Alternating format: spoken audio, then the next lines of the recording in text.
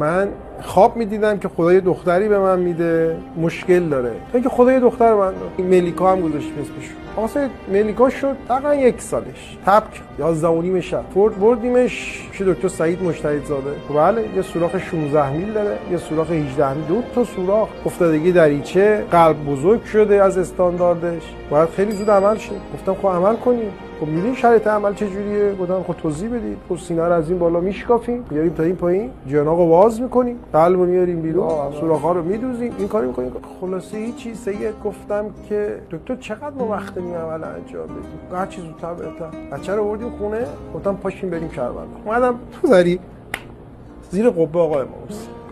گفتم آقای امام حسین منو با بچه‌م آزمایش نکن، من این تو نیستم. گریه میکنم برات گریه زیاد، کی میگه گریه به مردانه میاد؟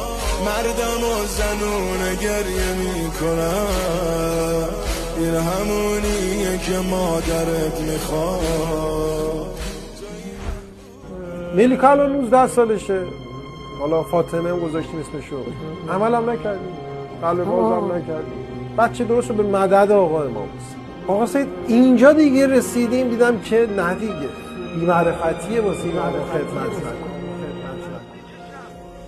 نفس میکشم عمریه توی هوای تو، هر چی که دارم برای تو، دل اسیر کربلای تو.